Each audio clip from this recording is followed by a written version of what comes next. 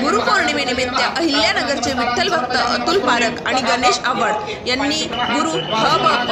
आदित्यनाथ महाराज शास्त्री यांच्या आदेशानुसार पंढरपूर येथील भगवान विठ्ठल रुक्मिणी मातेच्या मंदिरास 83 किलो चांदीचा मुख्य दरवाजा विठ्ठल चरणी अर्पण केला।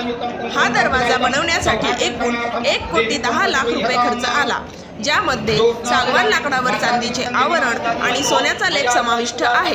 हा दरवाजा राजस्थानमधील उदयपूर येथे बनवण्यात आला होता आणि तो बनविण्यासाठी 3.5 महिने कालावधी लागला। तस्मात् वरप्रदानेन सबलाष्टमनोरथाः श्रीफलं समर्पयामि नमस्करोमि। आणि या इथं खलं प्रयोग्यं सदरातरं तस्मात् वरप्रदानेन सबलाष्टमनोरथाः कुंडलिकास्ते हरिः श्री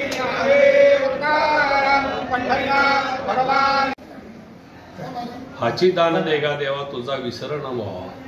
खरं तर ह्या विठ्ठलाचं कोणालाही विसरण न होण्यासाठी लाखो भक्त विठ्ठलाच्या चरणी आपल्या मनोभावे आपल्या ऐपतीप्रमाणे दान करत असतात।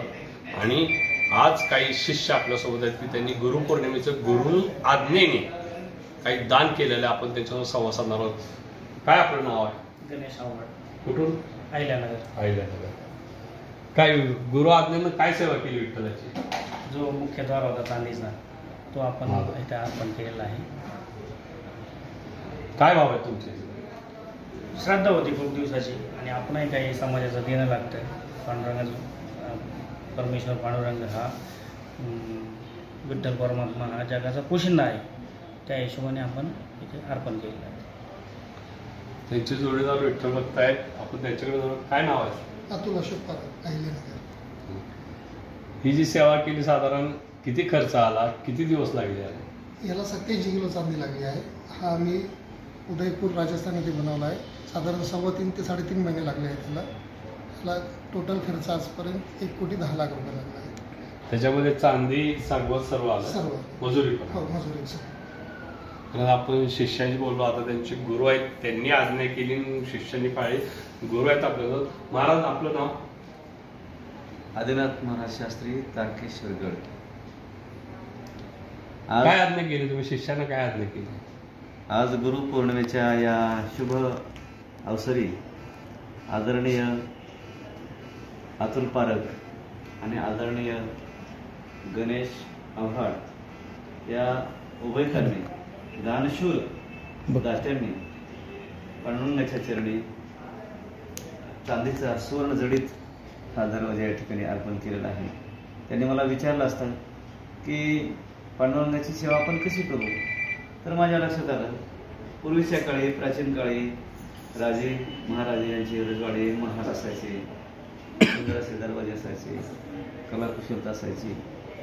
पांडुरंगाचा सुद्धा दरवाजा तसा असावा, कारण तो जगाचा पोशिंदा आहे, तारणहारक आपल्या सर्व तोच देणार आहे। आणि त्यांनी हे केलं ना, दरवाजा अर्पण केलाय, त्यांना याच्यातला हेच किंचित देखील भाव नाही की हे आम्ही केलंय म्हणून। हे जे केलंय ते आमचं कर्तव्य आहे या भावनेने त्यांनी केलं हे। आणि यांनी हे दरवाजा अर्पण केल्यानंतर मी तर भारावून गेलोय। खरं तर तसं पाहिलं तर यांचा प्रपंच एवढा मोठा नाही, आपल्या अवकातीपेक्षा म्हणजे सामर्थ्यापेक्षा त्यांनी जास्त अर्पण केलंय। म्हणजे प्रपंचाकडे त्यांची ओढ कमी आहे आणि परमार्थाकडे अधिक आहे। खरोखर ते जातिवंत परमार्थिक आहेत। बघितलं की आजच्या क्षणी गुरु खुश व्हावा, गुरु प्रसन्न व्हावा हीच सगळ्या शिष्यांची इच्छा असते। विठ्ठल मंदिरातून जगदीश डांगे, न्यूज 9 मराठी।